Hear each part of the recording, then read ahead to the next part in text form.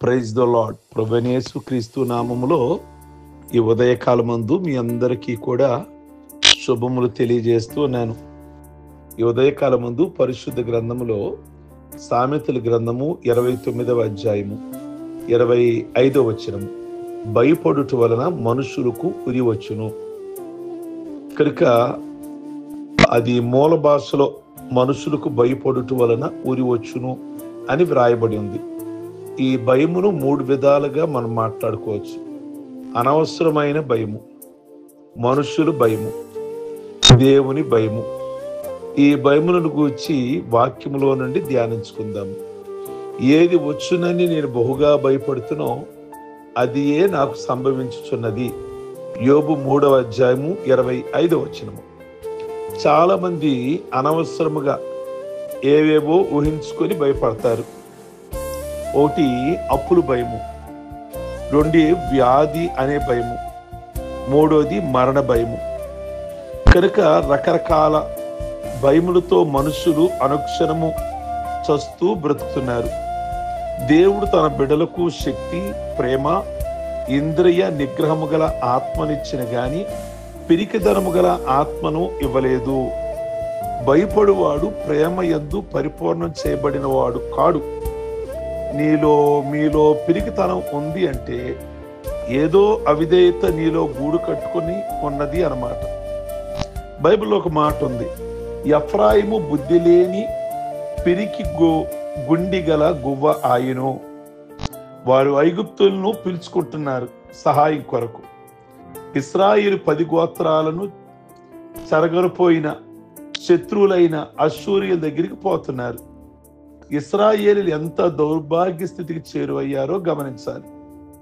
ఇటుకలను కాల్చి కష్టాల యాట మునిగి నెత్తురు జుమ్ముకున్న ఈ జాతిని దేవుడు తన బాహు చాపి ఆ ఇనప కొలిమి నుండి విడిపించి నడిపించిన ఆయన మీద తిరుగుబాటు చేశారు.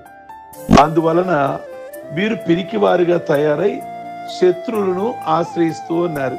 ప్రియ దేవుని బిడ్డలారే, ఎంత ఘోరమైన విషయం చూడండి.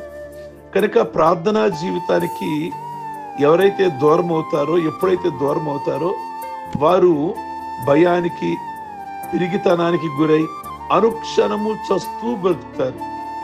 రేపు నరకములో పాలు పొందేవారు మొదట ఎవరో తెలుసా? ఈ పిరికి వారే.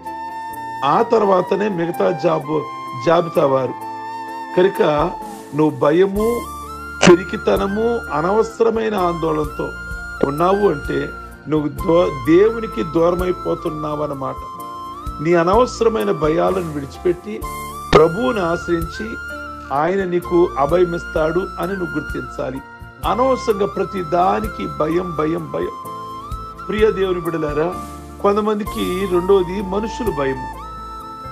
బైబిల్లో ఇస్సాకు రెబెకా చక్కనిది గనుక ఈ చోట మనుషులు ఆమె నిమిత్తమై నన్ను చంపుదిరేమో అనుకొని తన భార్య అని చెప్పడానికి భయపడ్డాడు. ఆదికాండము 26వ అధ్యాయము 6-7 వచనాలు. ఇస్సాకు వాళ్ళ నాన్న అబ్రహాము మనుషులకు భయపడి చెప్పిన అబద్ధము ఆదికాండం 20వ అధ్యాయము 21వ వచనంలో మనం చూస్తాము ఆ మాటలు. కనుక ఈరోజు కుమారుడైన ఇస్సాకు మనుషులకు భయపడి అబద్ధం చెప్తూ ఉన్నాడు. ఆవు చేలో మేస్తే దూడ గట్టును మేస్తుందా?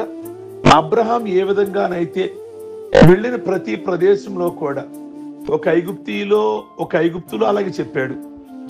భార్యను చూచి చెల్లి అని చెప్పాడు.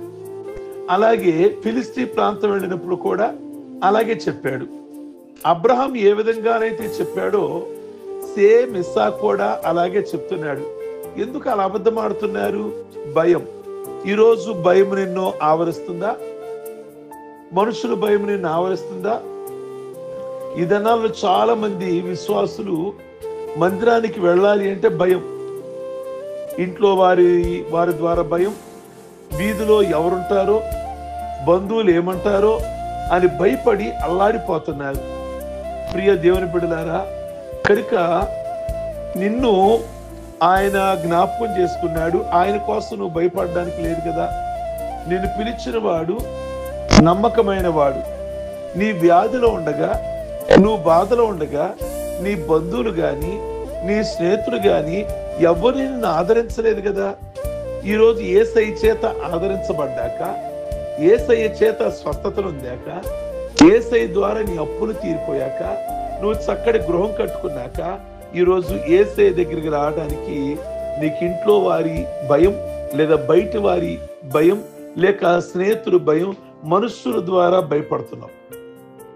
బైబిల్ ఒక మాట ఉంది, మొదటి సమూయేలు గ్రంథము 15వ అధ్యాయం 24వ వచనంలో, సౌలు జనులకు భయపడి వారి మాట వినినందున నేను యెహోవా ఆజ్ఞను నీ మాటలను మీరి పాపం తెచ్చుకుంటుని అంటాడు సౌలు సమూయేలుతో. మనుషులు మాటలు వినేసరికి నాకు భయం కలిగింది, అందుకే దేవుడు మాట నేను వినలేకపోయా. అమాలేకీల్ని దేవుడు నాశనం చేయమని చెప్పాడు, శ్రేష్టమైన బలిసిన ఎద్దులు కూడా. కానీ మనుషులేమంటున్నారు అంటే, అంత శ్రేష్టమైన చంపేస్తావా సౌలు అంటున్నారు. కనుక మనుషులకు భయపడి నేను వాటికి హాని చేయలా. ఈరోజు చాలా మంది దేవుని కంటే కూడా మనుషులకి వాల్యూ ఇస్తున్నారు. మనుషులకి వాల్యూ అంటే మాటల విషయంలో దేవుడి కంటే కూడా వారికే విలువిస్తున్నారు. అందుకే బైబిల్ ఒక మాట ఉంది, దేవుడు ధర్మశాస్త్రం దేవుడు మాటల కంటే కూడా మనుషులు కల్పించిన ఉపదేశాలకి మీరు ఇస్తున్నారు. ఈ రోజున చర్చిల్లో కూడా చాలా మంది దేవుడు ఏం చెప్తున్నాడో కంటే కూడా మనుషులు ఏమైతే కొన్ని సొంత నీతులు, పరిశీలన నీతిలాగా సేవకులు అవ్వచ్చు, విశ్వాసులు అవ్వచ్చు. కనుక నేనేమంటున్నానంటే, కేవలము దేవుడు ఏం చెప్తున్నాడో ఆయన మాటకి మనం భయపడాలి. ప్రియమైన దేవుని బిడ్డలారా, దేవునికి విలువ ఇవ్వాలి. సౌలు ఏమన్నాడు, నేను మనుషులకు భయపడి ఏమయ్యాడు, చివరికి దేవునికి దూరం అయిపోయాడు. మనుషులకు భయపడి ఏమయ్యాడు, సిగ్గుపడ్డాడు. ఉన్న ఆశీర్వాదాన్ని దేవుడు రాజ్యరకం నుండి తొలగించేశాడు.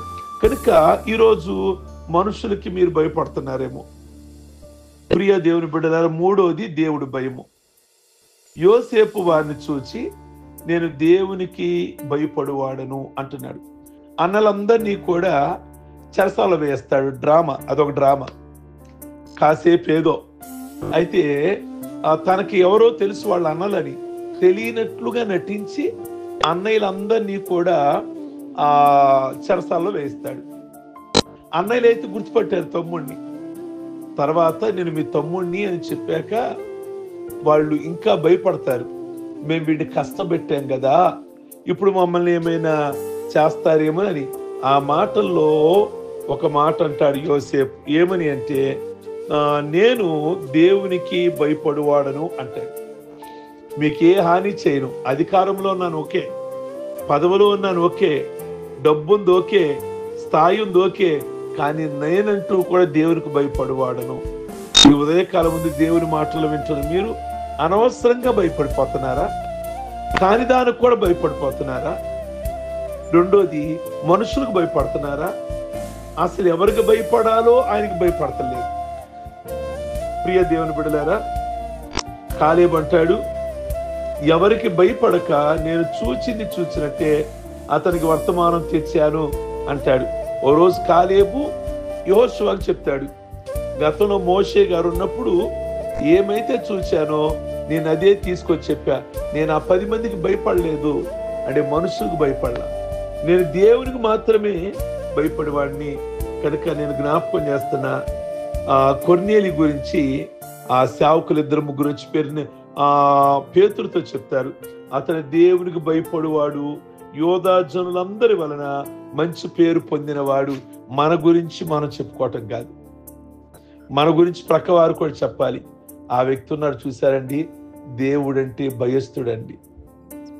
నోవాహు దేవుని అందరి భయభక్తులు కలిగిన వాడు, యథార్థవంతుడు. యోబు దేవుని అందరి భయభక్తులు కలిగిన వాడు.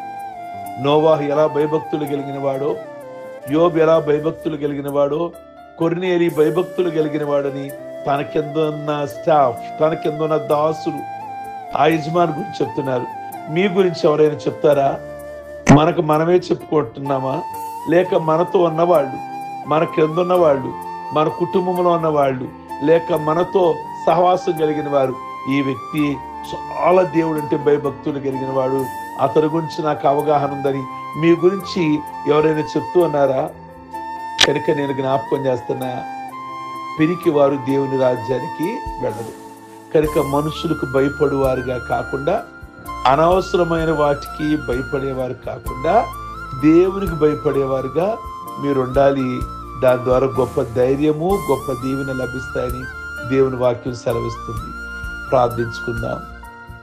సర్వశక్తి కలిగిన ప్రభువా, ఈ ఉదయకాలమందు ఎవరిలో ఏ విధమైన ఆందోళన, ఏ విధమైన భయం, ప్రాణ భయం, అప్పులు భయం, ఇంకా రకరకాలైన భయాలు కుటుంబాన్ని లాక్కురాగలమా లేదని, మేము లాక్కు రావాలి అంటే కుటుంబాన్ని మేము లాక్కురాలి.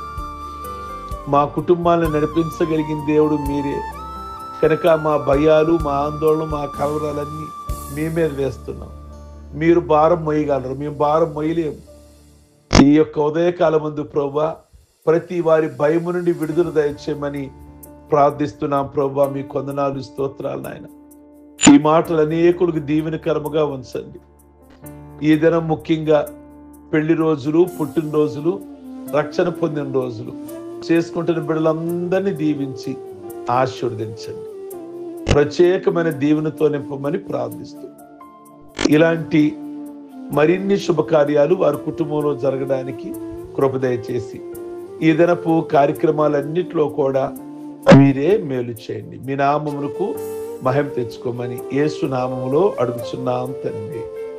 ఆమేన్. God bless you. ప్రభు మిమ్మల్ని దీవించును గాక.